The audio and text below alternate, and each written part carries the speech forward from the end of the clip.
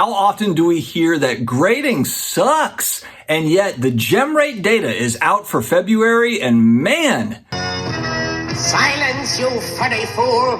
I've had it with your whining and bumbling. We've got a whole different story to talk about. Stick around.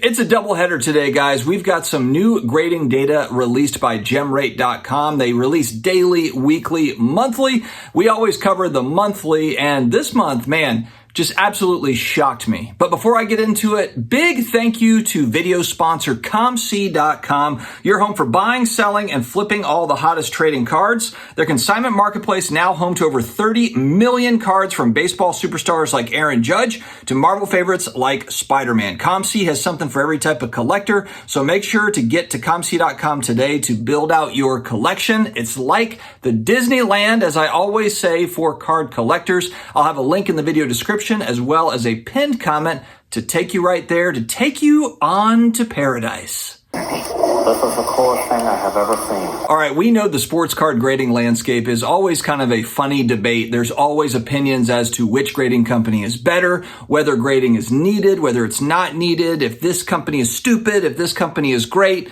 There's always debate about it, but thankfully for Gemrate, who's really been cranking out this content, giving us an idea of how many cards these companies are actually grading by using the pop report. So as companies are grading cards, they're then updating their pop report. Gemrate captures this data and then puts it into a format that we can consume, and it's fantastic. So what is the news? You're not going to be shocked by this, or you might be shocked by it. PSA grades 1 million cards in February. Now keep in mind, this is the shortest month out of the year, February. And some people might take Valentine's Day off. I certainly don't, but maybe some people do.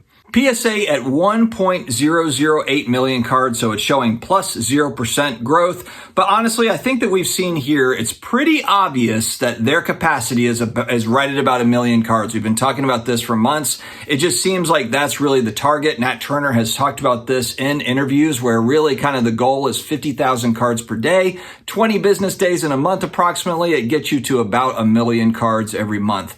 They're trying to find that balance, all of these grading companies, between getting cards out quickly and then also quality control, because it doesn't really matter if you're cranking them out fast, but you're not doing a good job, then people are going to lose confidence in the company. So they're always trying to find that balance. PSA obviously has found the balance as far as hitting their capacity. I guess my question here for a PSA is, are they looking to grow beyond this capacity, or is this more of kind of a comfort zone for them? Because I have to assume too, I mean, they're hiring new graders. They probably lose graders sometimes.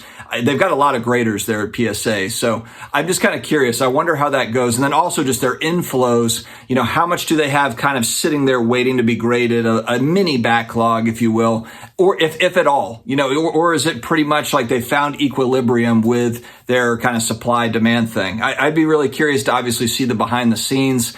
That would be fun to see. PSA, if you happen to be listening, collectors universe, a little bit more transparency on the back end would be pretty cool. And that really goes for any hobby company. All right, CSG and CGC. So there was an issue with pop report maintenance, Gemrate reports here, for CSG. So the numbers are strictly TCG and non-sport for CGC, and has 101,000 cards, really strong, frankly. And this is really the meat of their business. Yes, CSG does grade sports cards, but CGC is really kind of the bread and butter, it looks like, because we've seen consistent months where their Marvel, their non-sport, their Pokemon, all of the culture card stuff, that's really been a strong part of their business. They're up 5% from the previous month. Channel sponsor, SGC. Yes, full disclosure, I am an SGC fanboy. They are up 14% to 92,000 cards in total. They've run a variety of different specials, whether it be with Topps doing $9 grading, or on the TCG side opening it up with Pokemon cards at $15 a card, and it looks like that's paid off for them in February. Plus 14% is a strong number. They're up to 92,000 cards. Beckett up 10% to 63,000 cards. So every single company is up from the previous month. And keep in mind, February has less days in it than January. January's got 31, Feb has 28. So pretty impressive really as a whole. And I'm surprised by that, to be honest. The way that it breaks down, PSA for sports cards, 541,000 cards, that's minus 12%. On the TCG non-sport, they're at 466 cards, which is up 18%. It's kind of a give and take. Doesn't really matter for them, I don't really think, whether it's sports, non-sports. SGC, always mostly sports cards at 78,000. They're up 4% on the sports card side. And then on the non-sports TCG side, this is where we have a nice improvement for SGC. 13,000 cards, which doesn't sound like a lot, but that's plus 153% from the previous month. So they've really kind of tried to make a push into TCG with Pokemon card grading. It looks like that's paid off for them here. 13,000 cards showing for February. CGC, again, 101,000 cards because we just don't have the CSG numbers. Beckett at 30,000 cards on the non-sports TCG side. So they're almost 50-50. This kind of surprises me, to be honest. They're at 33,000 on the sports side, which is up 10%, and then 30,000 on the TCG non-sports side, which is up 9% from the previous month. So their business right at about 50-50. Very, very interesting stuff. My big takeaway from this is that grading is just really strong right now, and it's baffling to me to some degree because we have more cards being graded now than back in 2018, 2019, 2020, when there was really big arbitrage, with cards. Now we're having more cards being graded. For the flippers, there's less margin now than there was going back a few years. So it's interesting stuff.